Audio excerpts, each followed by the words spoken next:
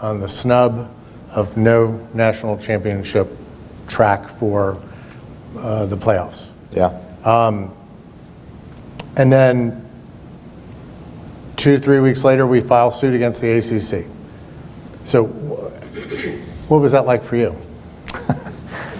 I remember walking out of the stadium in North Carolina. You know, we were there was a bunch of us there at the game, and a bunch of you probably at the game. And from where we had been to being back, right? It was such a great feeling. And then you didn't even get that feeling for 12 hours, right? Because then the announcement was at noon, and it was certainly disheartening. But, you know, there's a lot of blame to go around for that. And who knows? I'm not going to get into the blame game. I'm just going to say I think our leadership in the conference could have done a little better job on the lead up to that, because there was another conference on ESPN every single day saying we're better, we're better, we're better. You know, they said it was Sesame Street. You know, one of these things doesn't look like the other, which is just ridiculous. And there was silence. And then after the snub happened, there was maybe a 3-sentence quote put out, and then nothing but silence since. So, not the university's complaint. That's my complaint. But I'm not sure.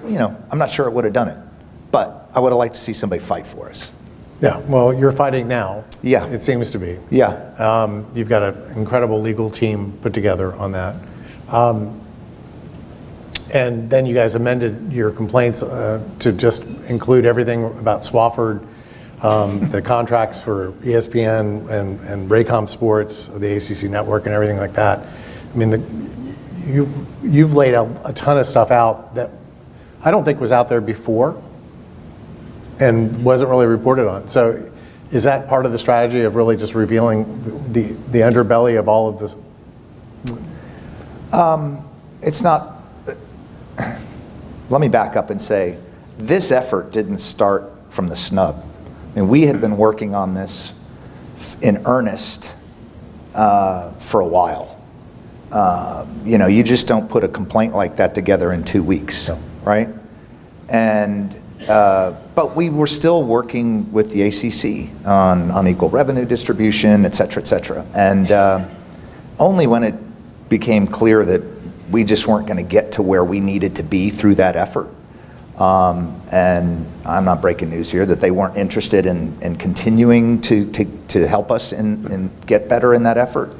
And then that happened, the snub happened, and it was, it just felt like the time was right. There was no chance, there was no reason to wait any longer.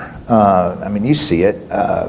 Charlie Barnes alluded to it. The money in athletics today, what it costs us versus what it costs, let's say, in Bobby Bowden's last year, it's exponential. And you've got, beyond the regular athletic budget, you've got NIL, and now with this latest settlement, we're going to be paying, players $20 million a year. We still have to figure all that out. That's why it doesn't come for another year, because you got to figure out Title IX, and are you paying every athlete equally? How are you doing this? These are big dollars, and unless you're, and it's not like we're not good and not a national brand. And, I've seen every media statistic, every measurable fan base statistic, and we're in the top 5. I mean, if you take our budget right now and you take away the TV dollars, you put us in the ACC or the SEC, we're 4th in the amount revenue we generate in our athletic department. You put us in the Big Ten, we're 4th.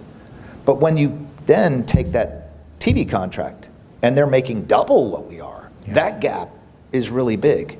And can you overcome that? We've always overcome it with the boosters, right? Because the gap wasn't that big. Well, now the gap's like this. And you're just not, in my mind, I don't think you can just fundraise on that every year. I think you have to then go and say, look, we're worth more than we're getting, and we're going to exercise that. I look at it as like an NIL thing, right? The athlete said, hey, I should get paid for my name, image, and likeness. I think Florida State should get paid for its name, image, and likeness. And we are woefully underpaid. Yeah. I don't think I'm breaking news there. Fair point. All right. This might break news. Kirk Herbstreit's coming over to the house with his dog. Over sweet tea in the backyard, what are you saying to Kirk Herbstreit? I'm not sure he's coming over to my house. That, you know, you're starting at a base that I'm not sure I could get to.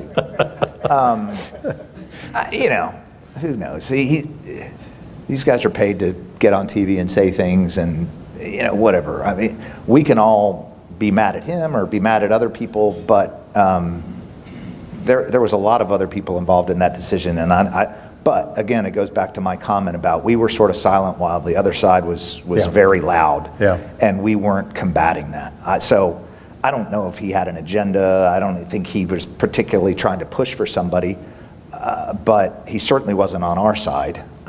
So I'm going to the game in Dublin, and so it'll be interesting to see him over there and how that goes. I can only imagine the signs behind game day. Game day will be fun. Yeah, game day will be fun. I don't think anybody will forget. But you know, look, as a long-term alum, Herbstreit used to love us, right? Yeah. Love us. Jimbo Fisher days, before that, the Bobby Bowden days, he would all, but for some reason this year, he just decided somebody else was better. You were talking about budgets a second ago. Football, is that still the only sport that's really sustainable, or do the other? No, I think basketball and baseball are sustainable. Okay. But then it really drops. Okay. Which is, you know, in this whole settlement, it makes it more difficult too, because we love our women's sports, right? Love softball. I love going to softball games. I love going to women's soccer games. My wife went to the women's soccer national championship game this year up in North Carolina. You know, our men's tennis team went to the NCAA's, you know, they won the ACC this year. I think it's the first time they ever won the ACC. If I'm wrong about that, Ira, let me know. But, you know, that's the only thing that concerns me, really, is not which ones are sustainable, but if you take the revenue away from those that are sustainable to give it to a select group of people, how do you support the other sports? Right? And that's how we do it today. You know, the sports that make money carry the sports that don't. So it's a big problem we've got. Okay, NIL, and I think you did a good analogy there with the lawsuit as well on the NIL for the university. Is that the definition of victory in this lawsuit against the ACC? What is the ultimate goal? What does victory actually really look like? What does success look like? Extraction without $500 million? I would say, I'll say it like this. I think our ultimate goal is to get paid for what we're worth. I'll leave it at that. I'm going to leave it at that. I'll let them challenge you. I'm going to leave it at that. I told our team I would be good today. That's awesome. Do the lawsuits, by the way, like from Clemson or UNC, or if UNC does choose to file, do those help us, or are their strategies a little different? Or I don't think the strategy is a little different. I mean, the law is what the law is. You know, it's a little different from state to state, but it's really an antitrust case. It's, at the end of the day, it's an antitrust case. And so I don't think, I think if you looked at our lawsuit and you looked at Clemson's lawsuit, you'd see 90% similar in the law, right? Maybe the hyperbole and some of the things, you know, and they certainly didn't go into some of the issues that you mentioned. And that really, to me, those things were for color. Like, hey, you know, all this has gone on, and some people didn't have the best interests of Florida State or even the other teams at heart when some of this stuff was going on, and that's the complaint. Right. It's like a frustration of contract and malfeasance or whatever. You're the lawyer. I'm not. Yeah, I'm not really a I just pay lawyer. lawyers. That's good, and we appreciate all the help you can give us. You've been very diplomatic about the ACC. I kind of like to just kind of, do you have any inner rage that you'd like to express? Well, I think there's a camera rolling, and I think we have some press people over here. So I'm going to continue to be diplomatic. But look, at the end of the day, we are worth more than we are getting paid. A lot more than we are getting paid. And I think for every Seminole they get upset about that. And I would challenge anybody to tell me that we're not, to tell me that we're worth the same amount as some of the other schools in the conference from a media standpoint. And really, at the end of the day, it's the networks that drive the value. And the value will be a lot less, I think, per team if there were some teams to leave the ACC. It would just, it would be. I think by our underpayment, they're getting overpaid. How's that?